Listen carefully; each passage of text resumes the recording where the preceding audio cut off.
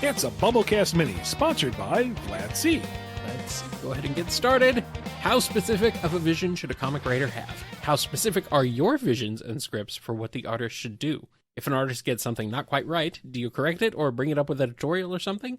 Or even have the chance to do that? What's it like to navigate that team process? That really depends on what the project is. Like on a licensed book like Sonic, I think it's a good idea to be loose, not super loose, but be flexible with your vision and the script. Like as a writer, you need to make sure that you are providing enough context and enough direction that the artist isn't left floundering, that they aren't trying to invent things on the fly. They know what they have to do because they've got a hell of a deadline to meet. They have a lot to produce in a short amount of time. And on top of that, it has to be approved on double the layer, both editorial and the licensing. So the more work you take from them, the better. I shouldn't say work, the more labor, I guess, is a better way of phrasing it. Mm-hmm. And because of that quick turnaround and the fact that you may not be working with the same artist consistently, you need to be ready for different artists to interpret things different ways. You know, when I was working with Tracy for so long, I got into a habit of knowing how he would draw things. And so I would start kind of writing with that in mind. And then when he wasn't available or somebody else took over, things looked very different. And it's like, oh, that's not how Tracy would do it, but it's not wrong necessarily. Mm-hmm. It also means you won't necessarily have time to say anything on it. Like if I get to see an issue before it hits stands, it's usually in the final correction stages. So, you know, line art is done and approved, colors are done and approved, lettering is done and approved. It's just a matter of catching typos or errors, small errors here or there. And if there's anything big, it's like, well, oh, well, can't do anything about it. But, you know, as the writer, that's not my job. It's editorial's job to oversee all the various steps and make sure that they sync up. On the Archie side of things, I was usually more included, and I think that's just because they like the extra help. And there I had more, you know, input, but that's just because I was looped into it. That's fairly unusual from my understanding. Mm-hmm. Now, if this is your personal project and you have a very clear vision of what you want and you're commissioning someone to create it, then I would say, you know, be more hands-on. You're the editor in this case. You're making the decisions on how things should look, and you're commissioning someone to craft what you want. So there you can be more particular.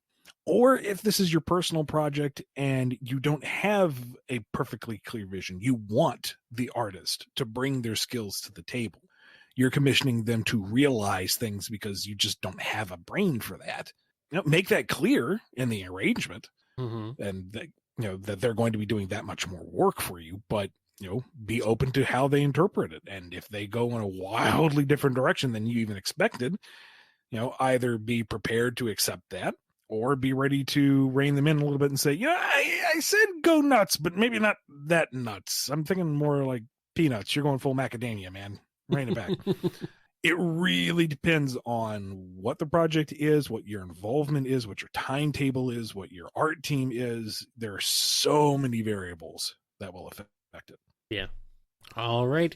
In IDW number 9, Blaze mentions that she can go burning, to which Amy asks, how is that possible? Of course, this was probably a way to easily facilitate educating new readers on Burning Blaze and the Soul Emeralds. The problem?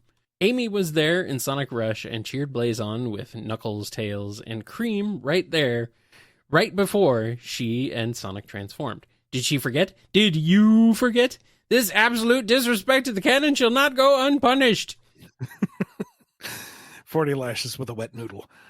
I don't remember now if that line was supposed to go to somebody else, and that was like maybe an art error, or if I did just legit forget and that was scripted and it didn't get flagged by Sega and it just went to print that way. I honestly don't remember off the top of my head. Oops. How did you come to the idea of making Eggman call Tails Prower when he's talking about it? It seems to be a pretty recent thing, only being in Zeddy Hunt and now Frontiers. Hey, spoiler alert. I just, referring to someone by their proper last name is kind of universally seen as a form of respect and kind of cold and distant at the same time. It's not the chummiest way to refer to somebody. And given all that they've been through, I felt that's appropriate enough. Yeah. Why didn't you have Marine go with Blaze to Sonic's Dimension in the 2022 annual? I feel like it was a missed opportunity because we could have gotten a lot of new character interactions for her. I think she and Charmy would have fun together. Twofold. One, the point of that story was to get Blaze into the main setting again. Blaze was the priority. We want her to be more available for stories. And sure, it'd be fun to see Marine and Gardon and anybody else along, but that's just extra baggage on the cruise. Blaze was the most important thing about that story. Her accessibility for future stories was the big focus. Attaching other characters onto that, not necessarily needed. Number two, Marine is now on Blaze's world with direct access to the principal MacGuffins of that world. Oh, no. And would be a really easy conduit to summon Blaze back if a story were to happen there. Hint, nudge, wink. Oh, I thought you were talking about Marine going blazing. No! Oh. I want Blazing Marine. I want her, instead of having water kinesis, she just shoots flamethrower stuff instead. I'm saying, as much fun as it is to put all the characters in the same basket, we are already juggling a lot. Yeah. And as fun as Marine is, she's tertiary supporting at best. We'll get her in there eventually. But right now, she's in a really great narrative hotspot, so that should things come about, she's in prime position to be a major supporting character if a future story calls upon it, Yeah, so it's not a missed opportunity. It's seeding things for the future. Yes. Burning Marine. It's just Marine with a flamethrower. Just regular Marine. She just has a flamethrower. Yes. This sounds right. This sounds correct. Semi-rhetorical question. Why are so many Shadow quote-unquote fans still hung up on Maria? Why do they want to revert him to trying to fulfill her wish again? I mean, I know why. It's because people want him to be characterized like SA2. But I feel like this flies in the face of Shadow's resolve at the end of his game. It doesn't get more blatant than throwing her photo away to a song about how you'll never turn that way. And then the games after this stayed consistent to never bring her up as his motivation again. And we all seem to agree 06 Shadow is great and he doesn't rely on Maria. What are your thoughts? It was up to you, and I know it isn't, but still. Would you push Shadow forward in this regard or try to ground him back to Maria? Oh boy, here we go. The Shadow discourse. It's inevitable. I think part of the desire to go back to fulfilling Maria's wish is to actually give him direction again. Yeah. Because while his characterization in 06 is fine, and it is arguably one of the better stories in what that game offers, there is no motivation beyond it. Why is he doing anything in 06? Why does he do anything in any of the subsequent games? Or why is he inactive in so many of them? Mm-hmm. Like, I do enjoy the never look back aspect to say, my past is a convoluted mess. No. I say to thee, no, and just move on. But he hasn't moved on to anything else. He has no motivation. He has no direction. He has no clear purpose. Like, even Sonic has the very simple pursuit of freedom, ensuring the freedom of others, granting the freedom to others for good or for ill, the freedom of movement, the freedom of exploration. It's a very broad concept, but it works for a very simple central protagonist. Shadow doesn't have that. Shadow is grumpy. Like, what does he want? What does he aspire to? What does he do on his day off, which seems to be every day until he decides to show up and just grump? He doesn't. What do you do with him? So But what about all the he could be out there stealing candy from babies because it's fine by him. I mean, that's a good motivation right there. He likes candy. He hates babies. So there we go. And one of the things we run into turbulence with IDW is giving him any kind of impetus. People love Shadow. We want to use him. Okay. How? Yeah. Shadow wouldn't help people. Shadow isn't interested in anybody else. Shadow doesn't like things, blah, blah, blah. And it's like, then what is he? What do we do? So I think it's not worth not considering. I mean, let's drop the double negatives there. I'm a writer. I think it's worth at least considering going back to formula and considering Maria's Wish again, just to give him forward momentum, give him a solid foundation to do again, something that has been approved within official material, and then maybe push on from there. Like maybe recontextualize it somehow, but Maria's Wish is something that's kind of intrinsic to him. Mm-hmm. It's known by the casual fan base. I will be very surprised if it is not a central plot point to the third movie.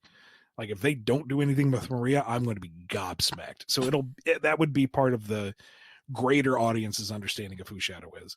It wouldn't necessarily be a bad idea to go back to square one and kind of try again with a more cohesive long-term goal in mind, maybe. Maybe if Team Dark could actually be, codified as a real thing and, have his motivation be to be a gun agent and work with his friends and his team who are also gun agents and doing things like that, maybe? I don't know. There's this weird, strange thing. Pull a long-term Majin Vegeta, just make him evil. None of this, brooding, semi-rival kind of anti-hero. Just make him evil. Give him back some spice. We have enough evil not Sonics. Do we need another one? This one's different. How so? He has air shoes. Okay. I mean, I don't know if Shadow has I don't know if he has enough of a motivation to be evil like that again. He doesn't. I'm literally just saying that to rile people up. Well, okay. That is the decidedly wrong answer. I'm just okay. Okay, I'm just checking because man, you know what happens when you say this stuff. I can say whatever I want on this show. Nobody cares what I say, but when you say things, I know. People get very uppity about some of it. Like I can say all the crap I want about Shadow. I think he should have stayed dead after SA2. No one cares what I think, as they shouldn't. No one cares what I think. They shouldn't care because I do nothing. I have nothing to do with this franchise. The only thing I do, I'm the podcast man. I'm the silly podcast man who does the silly podcast thing. I don't have any influence on Sonic, so don't listen to me. Too long didn't listen answer. The more thoughtful one that I gave about maybe going back to Maria's Wish, legit. He's saying, just make him evil. That's hand wavy joke answer. Okay. All right. Chip says that he and Dark Gaia have been doing this over and over again since the very beginning of time. What does he mean by this? The beginning of recorded time? The beginning of the planet's existence? The beginning of the universe itself? Has Sonic's Earth existed since the dawn of the universe? Don't know. Yeah. I mean, it's highly interpretive. What is the context of time? Does time even have a meaning if there is anyone there to perceive it or quantify it? No, time has no meaning. Time has no meaning even if there is anybody there to perceive or quantify it. Does it, though? Does it? Now we're getting metaphysical. Yeah, now we're getting too deep. I legit don't know how far back and which interpretation of the beginning of time was intended. No. What are your thoughts on the theory that the Time Eater is a nega wisp? I really wish they would stop using nega as a thing. Don't, please, stop. It's not your fault, Vlad. It's Sega's fault. I blame Sega. I think it's a lot stronger than the Solaris/Mephiles theory. Eggman found him after a hypergoon black hole. He looked like a void wisp with black hole-ish powers to boot, and he doesn't react well to the Chaos Emeralds, similar to how Supersonic can't use the color powers of the wisps. Okay, the supersonic color power thing, that's a gameplay mechanic. That's not a plot thing. The Nega Wisps have more powers than just the Black Holy Void stuff. And really, Time Eater's main power was time travel. Wisp has time travel. It was dark and spooky and kind of full of dark energy that could time travel. Mephiles. Mm-hmm. Where Mephiles died? In space. He was in space. Space. That and the Nega Wisps are just wisps that have been depowered, although that's been inconsistent in subsequent games, but that's a whole other topic. I don't know. I feel like Time Eater is just a really big Nega Wisp is anticlimactic. It's boring. If it's not going to be confirmed one way or the other, I would just be perfectly happy with it's a weird, spoopy thing Eggman found in space. Mm-hmm. All right. This question is from my friend Luna Alex. Hi, Ian. Recently you expressed that the post-generations timeline split was just a fan theory. However, the Encyclopedia's description for Sonic Mania on page 252 specifically states that the Phantom Ruby sends classic Sonic to and from an alternate future with regards to forces. So what's going on there? Had you simply forgotten about this, or is the timeline split only retroactively a fan theory? Asking because I feel it'd be disingenuous to brush it off as only ever being a fan theory when it had actually made it into a printed book. Thank you in advance for any insight you can offer about this. I can't remember the exact timeline of when I said that and when the book came out, but it likely was something along the lines of I thought it was a fan idea, but then it was confirmed as legit as of writing the Encyclopedia, but that has since been thrown out of the canon and is no longer true, so the Encyclopedia is already outdated in that regard. So with everything else on this show, I say a lot of stuff. Take it with a grain of salt. I could be very wrong. It wasn't thrown out of the canon. It was fired out of the canon. Like, that's how, I mean, I got to be careful because I don't want to bite the hand that feeds here, but when folks seem frustrated that, clearly there is a greater thinking and direction to all of this, it's like, no, there hasn't been. It's been kind of a case-by-case basis, and here we are. Now for the Frontier Spoilers questions. This first one is from my friend T-Cos. Were the Guardians and other minor enemies like soldiers also made by the Ancients? Are they being controlled by Sage too? Yes, and sorta yes. The various ancient tech on the island are trying to prevent Sonic from taking out the Titans, which would release the end, which is what they were all designed to stop to begin with. Sonic is the bad guy for pretty much all of the Sonic Frontiers. You just don't know it. Mm-hmm. All right. And the next one. You said it was your idea to connect the Ancients to the Chow and thus Chaos. Were they always designed to look like Chaos, or did that come about due to your contribution? Were you the one to name them the Ancients? Is that also what they called themselves? No offense, but it's kind of a boring name. Oh, yeah, it is. The Ancients were nebulous in design until I came up with the Chow connection. I was like, hey, could we make this connection? Could they resemble Chaos in some way? And then we make that work. I'm like, yeah, that's a neat idea. I'm like, okay, cool.